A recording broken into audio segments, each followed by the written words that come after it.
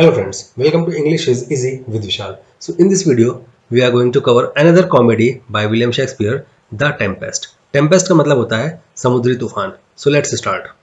अब ये The Tempest है, ये 1623 में पहली बार पब्लिश हुआ था और जिस बुक में पब्लिश हुआ था उस बुक का नाम था first folio. First folio Shakespeare के सारे प्लेस का कलेक्शन है. ये लिखा कब गया एग्जैक्ट डेट नहीं पता. 1610 से 1611 के बीच में इसको लिखा था उन्होंने. 5 एक्ट हैं, 17 सीन्स हैं और ये जो नंबर है ये वेरी करता है वेरियस एडिशंस. क्या है थीम, क्या है इस प्ले की? Exploring power, revenge, love, freedom and redemption. Redemption क्या होता है? आपने वर्ड सुना होगा, कोई कूपन है तो उसको रिडीम करना है. तो कोई चीज़ खराब हो रही है उससे पहले उसको ठीक कर लेने को बोलते हैं रिडीम करना. रिडेम्पशन उसका नाउन फॉर्म है. सो जो कहानी का प्रोटैगनिस्ट है उसका नाम है प्रॉस्पेरो. ये एक तरह का जादूगर है और ये ड्यूक है. ड्यूक एक तरह की किंग की पोस्ट होती है. कहाँ की? मिलान का किंग है. मिरिंडा उसकी बेटी का नाम है. स्पिरिट है जो आगे भी कहानी में आगे आएगा, उसका नाम है एरियल और ये प्रॉस्पेरो को सर्व करता है, उसका नौकर बनता है. कैलिबैन एक मॉन्स्टर है जो कि एक विच का बेटा है, ये भी प्रॉस्पेरो को सर्व करता है. उसके बाद कुछ शिप रैग्ड कैरेक्टर्स हैं. एक का नाम है अलांसो, किंग है नेपल्स का. अलांसो का भाई सेबेस्टियन, उसका बेटा फर्डिनेंड और उसके बाद प्रॉस्पेरो का भाई एंटोनियो और उसके बाद एक और कैरेक्टर है गोंजालो जो कि इनका एक बहुत पुराना बुजुर्ग मंत्री होता है. फ्रेंड्स, कहानी की शुरुआत प्रॉस्पेरो के इंट्रोडक्शन से होती है जिसमें ये बताते हैं कि वो बहुत ही ज़्यादा लर्नेड किस्म का आदमी है और हर वक्त स्टडी करता रहता है. उसके इस स्टूडियस बिहेवियर की वजह से वो अपना सारा का सारा मैनेजमेंट अपने भाई एंटोनियो को दे देता है. एंटोनियो जो कि खुद भी किंग बनने का सपना देख रहा होता है, वो ये सोचता है कि अगर मुझे मौका मिले तो मैं अपने भाई को मार दूंगा और खुद भी किंग बन जाऊंगा. बट वो ऐसा कर नहीं पाता क्योंकि पब्लिक प्रॉस्पेरो को बहुत ज़्यादा प्यार करती है. अगर वो ऐसा कर देगा तो एक सिविल वॉर आ जाएगी. फिर वो क्या करता है, जो प्रॉस्पेरो का सबसे बड़ा एनिमी है ओलांसो, उसकी मदद लेता है और तख्ता पलट कर देता है और पूरा का पूरा ड्यूकडम अपने हाथों में ले लेता है. फिर अगेन नहीं मार सकने के कंडीशन में क्या सोचते हैं ये लोग कि इसको एक सी के बीचों बीच जाके छोड़ देंगे. ये लोग इतने ज़्यादा क्रूअल हो जाते हैं कि सी के बीच में उसको एक छोटी सी बोट देते हैं. ना किसी तरह का मैस्ट देते हैं, ना ही किसी तरह का ओर देते हैं, मतलब कि चप्पू देते हैं और उसको बीच समंदर में एक छोटी सी बोट के अंदर छोड़ देते हैं. क्योंकि इनकी क्रुएलिटी इतनी बढ़ जाती है कि इस बोट में साथ में वो उसकी 3 साल की बेटी मिरिंडा को भी छोड़ देते हैं. अब इनका जो एक मंत्री होता है गोंजालो, वो इस चीज़ को रोक तो नहीं सकता. वो सीक्रेटली क्या करता है कि उनकी बोट में खाने का कुछ सामान, कुछ कपड़े, फ्रेश वाटर और सबसे इंपॉर्टेंट चीज़ प्रॉस्पेरो की कुछ किताबें वो उसमें सीक्रेटली जाके छिपा देता है. बेचारा प्रॉस्पेरो एक बोट में अपने 3 साल से भी छोटी बच्ची को लेके किस्मत के सहारे बैठा हुआ है बीच समंदर. उसके पास किसी भी तरह का कोई इक्विपमेंट भी नहीं है कि वो अपनी बोट को किसी डायरेक्शन की तरफ ले जाए. वो बस बैठा हुआ है हेल्पलेस. दोस्तों, मैंने आपको ये बताया कि प्रॉस्पेरो किताबें बहुत पढ़ता था, बट वो किस चीज़ की किताबें पढ़ता था? वो मैजिक की किताबें पढ़ता था. इत्तेफाक से उसी रात को एक तूफान आता है. वो और उसकी बोट एक आइलैंड पे जाके गिर जाती है. ये जो आइलैंड होता है ये भी एक मैजिकल और या फिर कह लीजिए इंचेंटेड आइलैंड होता है और इस आइलैंड को रूल करती है एक विच. दोस्तों, विच का इस प्ले में कोई ज़्यादा रोल नहीं है. बस उसने किया क्या था कि उस आइलैंड पे जितनी भी फ्री स्पिरिट्स थी उन सबको ट्री के ट्रंक में, ट्रंक इस पार्ट को बोलते हैं, उसके अंदर कैद कर रखा हुआ था. अब अपनी मैजिकल पावर्स का इस्तेमाल करते हुए वो इन सारी स्पिरिट्स को आज़ाद करवा देता है. इन स्पिरिट्स का एक लीडर भी होता है जिसका नाम होता है एरियल. वो प्रॉस्पेरो का सर्वेंट बनने के लिए रेडी हो जाता है. ये जो विच होती है इसकी तो डेथ हो जाती है, मगर उसका बेटा जो एक मॉन्स्टर है वो भी प्रॉस्पेरो का सर्वेंट बनने को रेडी हो जाता है. प्रॉस्पेरो उस आइलैंड पे रूल करने लगता है. टाइम बीतता जाता है और जो 3 साल की बच्ची होती है वो एक बड़ी खूबसूरत लड़की बन जाती है. एक बार की बात है, एंटोनियो, अलांसो, सेबेस्टियन अलोंसो का भाई, फर्डिनांड अलोंसो का बेटा और गोंजालो, वही ऑनेस्ट ओल्ड काउंसलर, एक शिप में बैठे होते हैं, घूमने निकलते हैं. इत्तेफाक से उनका शिप इसी आइलैंड पे आ जाता है. जैसे ही ये बात प्रॉस्पेरो को पता चलती है वो सोचता है कि अब मैं बदला लूँगा और अपनी मैजिकल पावर से समंदर में एक बहुत बड़ा तूफान ला देता है. अगेन टेम्पेस्ट ला देता है. सारे लोग अपनी जान बचाने के लिए इधर उधर भागने लगते हैं.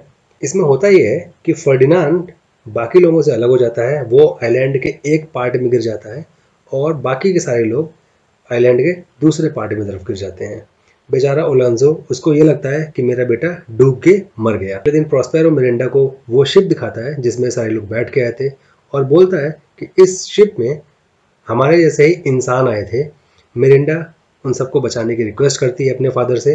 प्रॉस्पेरो भी कहता है कि मेरा इन सबको मारने का कोई इरादा नहीं था, मैं बस इन सबको सबक सिखाना चाहता था। आज वो पहली बार अपनी कहानी मिरिंडा को बताता है कि मैं एक ड्यूक था और मेरे साथ धोखा कर दिया मेरे भाई ने और अलोंसो नाम के एक किंग ने, और हम दोनों को उठा के इस आइलैंड में फेंक दिया, इसलिए हम लोग यहाँ रह रहे हैं। खत्म करने के बाद वो मिरिंडा को सुला देता है अपनी मैजिकल पावर का इस्तेमाल करके। वो ऐसा इसलिए करता है क्योंकि एरियल उसके पास आ जाता है और वो एरियल को कुछ काम देना चाहता है। एरियल जैसे ही उसके पास आता है, आते ही कंप्लेन करने लगता है कि मुझे आज़ादी चाहिए, मुझे आपके पास साथ आपका सर्वेंट बन के नहीं रहना। प्रॉस्पेरो उसको याद दिलाता है उन सफरिंग्स को उस विच ने उसको दी थी और एक पेड़ के ट्रंक के अंदर बंद करके रखा था। अपना एहसान जताता है कि याद करो, मैंने ही तुमको आज़ाद कराया था। एरियल इन सब बातों को सुनता है, कहता है कि चलो ठीक है, अच्छा मैं आपका काम करने का एग्री करता हूँ, आप बताइए आपका क्या ऑर्डर है। प्रॉस्पेरो भी कहता है कि चलो तुम मेरा काम कर दो, मैं तुमको 2 दिन में आज़ाद कर दूंगा।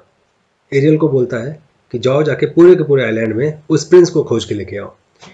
एरियल अपने आप को इनविजिबल कर लेता है और फर्डिनैंड के पास जाके गाना गाने लगता है। फर्डिनैंड बेचारा उस आवाज़ का पीछा करने लगता है और धीरे धीरे चलते चलते वो पता नहीं कैसे प्रॉस्पेरो और मिरिंडा के सामने आ जाता है।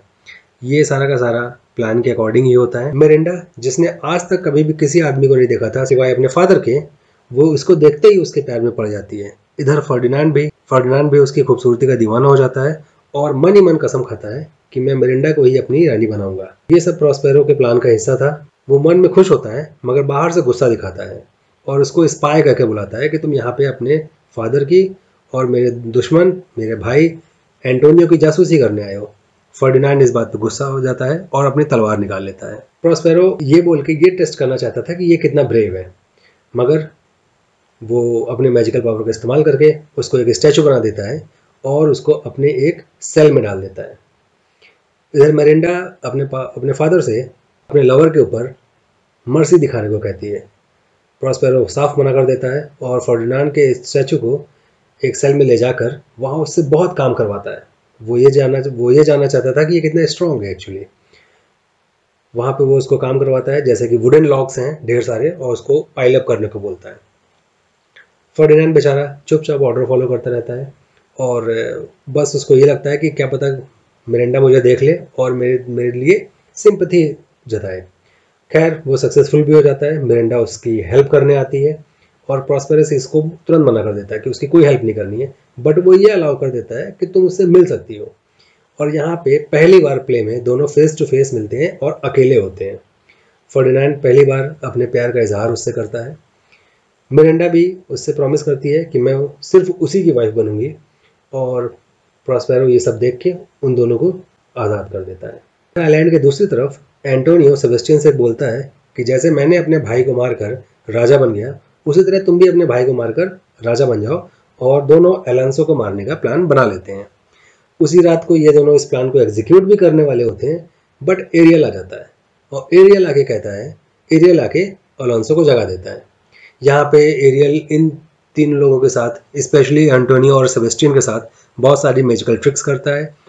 ऑडियंस इस पे हंसती है, कॉमेडी पैदा होती है और यही शेक्सपियर का टारगेट था।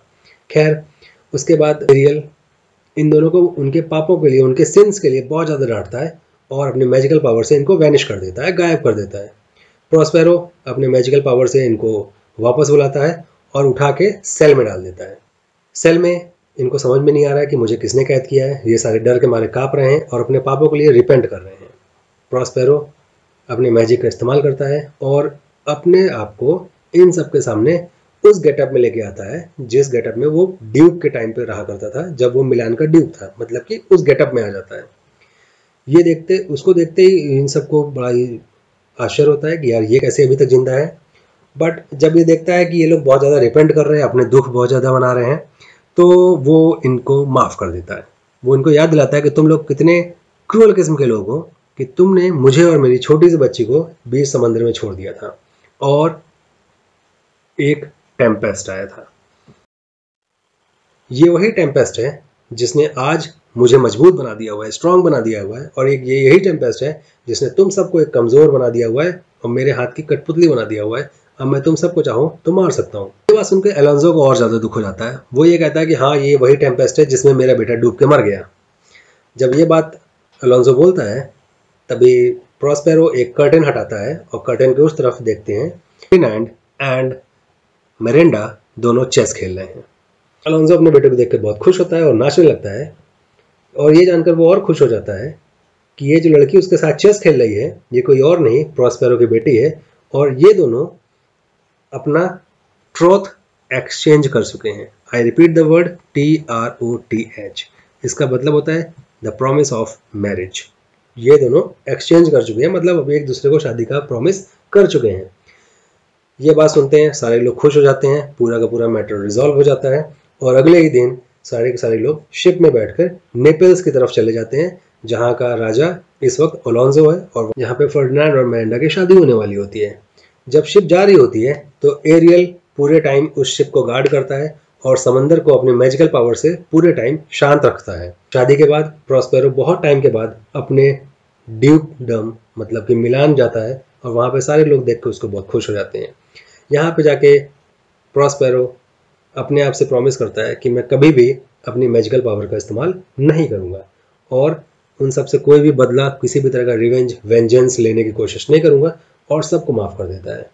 लास्ट में वो एरियल को भी माफ़ कर देता है, एरियल को भी फ्री कर देता है। जब एरियल फ्री हो जाता है तो वो एक फ्री स्पिरिट है और एक गाना गाता है। ये उस प्ले में लास्ट में दिखाया गया है। वो गाना ये होता है, where the bee sucks there suck I. मतलब कह रहा है कि जहाँ पे बीज नेक्टर को सक कर रही हैं वहाँ पे जाके मैं भी सक करूँगा। इन अ काउज लिप काउज आई, कह रहा है काउलिप नाम का एक फ्लावर होता है, कह रहा है उसका जो बीच का सेंटर पार्ट है वहाँ पे जाके मैं लेट जाऊँगा, सो जाऊँगा। There I couch when owls do cry. अब आउल्स कब निकलते हैं? रात को। तो कह रहा है कि भाई साहब जब रात हो जाएगी मैं तब भी वहाँ पे आराम से लेटा रहूँगा, मैं नेचर के करीब रहूँगा, कितना कंफर्टेबल पोजीशन पे रहूँगा, कोई मुझे उठाने वाला नहीं रहेगा, कोई मुझे ऑर्डर करने वाला नहीं रहेगा। On the bats back I do fly after summer. कह रहा है वहाँ पे मैं समर एंजॉय करूँगा, और जब रात होगी तो कभी कभी मेरा उड़ने का मन करेगा तो मैं बैट की कमर पे, पीठ पे बैठ जाऊँगा और उड़ूंगा खुशी के साथ। Merrily shall I live now. कह रहा है कि मैं आराम से अपनी लाइफ बिताऊंगा, कोई मुझे कैद नहीं करेगा और कोई किसी का मुझे ऑर्डर नहीं मानना पड़ेगा। Under the blossom that hangs on the bough, bough मतलब होता है ब्रांच। कह रहा है और मैं उन फ्लावर्स पे भी बैठा करूँगा जो ब्रांचेस में निकलते हैं और लटके हुए होते हैं। कुल मिला के वो ये कह रहा है कि मैं नेचर के करीब रहूँगा और मुझे इस तरह के विच या फिर प्रॉस्पेरो जैसे मैजिशियन लोगों से दूर रहना है। So this was the summary of the play The Tempest. I hope you liked it. See you in the next video. Thank you and take care. May God bless us all.